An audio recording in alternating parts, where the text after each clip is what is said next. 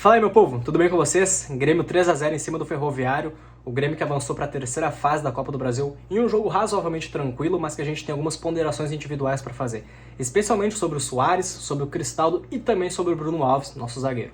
Antes, não esquece de deixar o like, se inscrever no canal para me dar aquela ajuda, para você não custa nada e para mim significa bastante. É uma baita de uma ajuda para mim você se inscrever e deixar o like aí. Mas sem enrolação, então, vamos começar o vídeo. Gente, o Grêmio jogou hoje de uma forma que o Renato definiu como time titular, né? Abrindo mão dos dois pontas, o que ele fez a maioria da carreira dele como técnico, e efetivando, sim, 5 jogadores de muita qualidade ali no meio de campo, né? Sendo eles o Bitelo, o Cristaldo, o Carbaggio, o PP e também o Vina. O Vina que, inclusive, perdeu a primeira grande chance do Grêmio no jogo, né? Grande chance naquelas, mas era uma situação clara de gol ali, onde ele acabou chutando, o goleiro defendeu, enfim.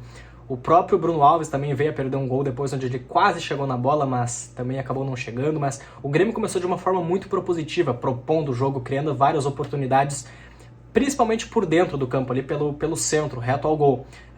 E isso naturalmente induz o adversário, né, o Ferroviário, a marcar mais ali o meio de campo, dando espaço para os laterais avançarem. Foi assim que o Grêmio construiu algumas jogadas com o próprio Fábio. O Grêmio apostou muito mais do lado direito do que do lado esquerdo nessa partida.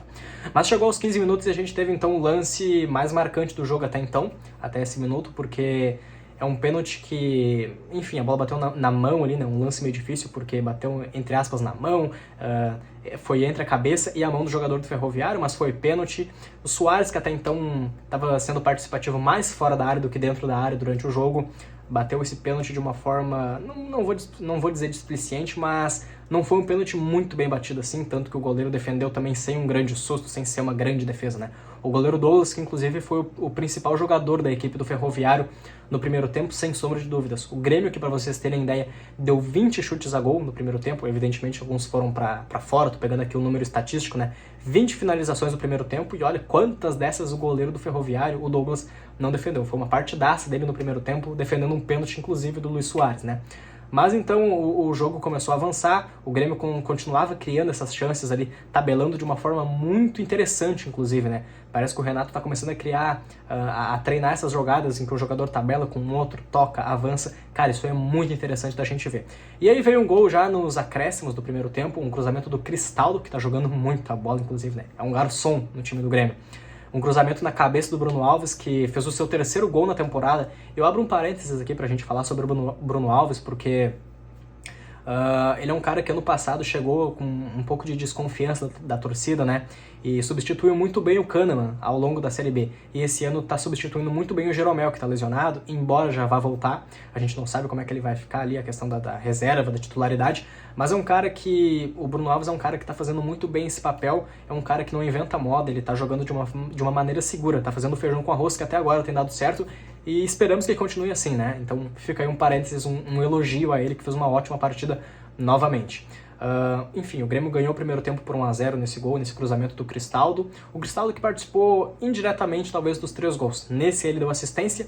Agora no segundo tempo, quando o Grêmio começa novamente, criando algumas jogadas, algumas chances de gol. E no gol do Soares, o Cristaldo tem a participação de não desistir de uma bola lá na lateral direita, onde ele lutou, se empenhou para não deixar a bola sair. Passou alguns segundos, assim, o defensor da equipe do Ferroviário falhou, e mérito do Soares, que combateu o defensor, chutou de canhota meio desequilibrado e acabou fazendo o gol, primeiro gol dele na Copa do Brasil. E esse gol é assim, importante não só para o Soares, para voltar a toda aquela questão de confiança, que a gente sabe que ele é um jogador fenomenal, mas também é importante porque foi o gol que deu a tranquilidade pro Grêmio, né? O Grêmio que estava ganhando só de 1-0, imagina se dá uma zebra, a equipe do Ferroviário faz um gol e começa a virar um pânico. Não, o Soares foi lá, fez 2-0 e foi um gol da tranquilidade para a equipe do Grêmio, onde o Grêmio começou a administrar muito mais o jogo, jogou mais alguns momentos ali, criando chances, novamente tabelando, chances de fora da área, chances de dentro da área, mas foi um gol que permitiu ao Renato tirar o próprio Soares, colocar o Diego Souza, ele colocou também o Ferreirinha, e o Ferreirinha que acabou fazendo o terceiro gol, novamente numa participação do Cristaldo, né? Mas não como assistência novamente, e um chute que ele avança pela lateral esquerda, chuta em cima do goleiro, um chute que poderia ter sido até um pouco melhor, mas a bola voltou, daí o Ferreirinha só empurrou para dentro da rede, né? Deu um chute bonito até, mas mais uma oportunidade que passa pelos pés do Cristaldo, pra gente ver como esse jogador está sendo importante na equipe do Grêmio. Franco Cristaldo, um jogador que até eu não tinha muitas expectativas, mas que, cara, tá se mostrando um ótimo jogador dentro de campo. Embora ele não use a camisa 10, ele está atuando como um camisa 10. Isso é muito legal da gente ressaltar. O Diego Souza que entrou e, cara, o Diego Souza parece que já não tá mais com um físico tão legal, entre aspas, como ele tava no passado, né? Onde ele aparentemente dava uns piquezinhos um pouco maior e fazia mais gols. Esse ano, claro, ele tá jogando de jogador como substituto, como reserva, evidentemente que ele não vai fazer tantos gols, mas esse ano ele ainda tá em branco, né? Mesmo nas poucas oportunidades que ele recebeu esse ano, ele ainda não balançou as redes. E no final do jogo o Renato até deu uma oportunidade também pro Zinho, um garoto da base que tá surgindo aí, já eu acho que o terceiro jogo dele como profissional. Jogou naquelas, né, ainda se acostumando com esse ritmo, não criou grandes oportunidades, mas tá ali reconhecendo ainda, conhecendo os caminhos, podendo ser mais um ponta, né, desses que o Renato revela, como já foi o Pedro Rocha, Everton, PP, e agora que tá surgindo aí o Zinho, já surgiu o Ferreirinha também. O Grêmio jogou muito bem de forma coletiva, vale ressaltar que os dois laterais foram seguros nesse jogo, não foram nada comprometedores.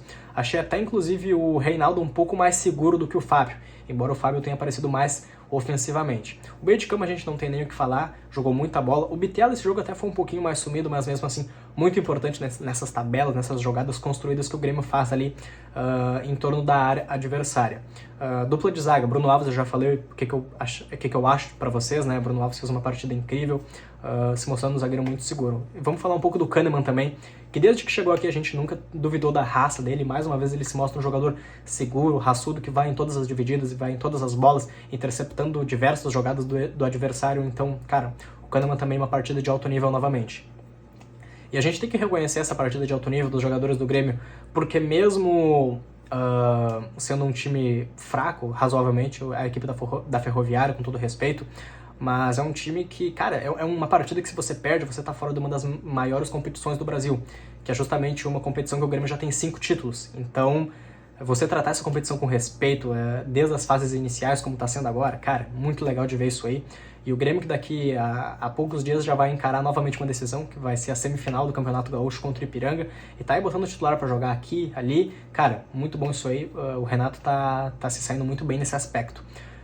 A equipe do Ferroviário até criou algumas oportunidades, especialmente no segundo tempo, quando entrou o Tassiano, com um jogador chamado Pulga, o Pulga lá na ponta esquerda da área, principalmente... Foi especialmente nesse lado do Tassiano, onde ele saiu, onde ele entrou, melhor, né? Entrou no lugar do Fábio como lateral direito. O Renato, não sei porque que não colocou o João Pedro, mas não, ele colocou o Tassiano improvisado ali nessa função. Tassiano que acabou não sendo comprometedor porque a equipe do Ferroviário não fez um gol, mas foi onde eles criaram algumas oportunidades a partir do segundo tempo, especialmente no final do jogo. E no primeiro tempo, inclusive, eles até deram algumas escapadas, né? A gente pode ver que a equipe do Ferroviário não veio aqui para fazer cera ou para ficar catimbando o jogo o tempo inteiro. Na verdade, eles tiveram algumas arrancadas porque realmente eles almejaram fazer alguma coisa um pouco maior, mas evidentemente isso aí acabou não acontecendo.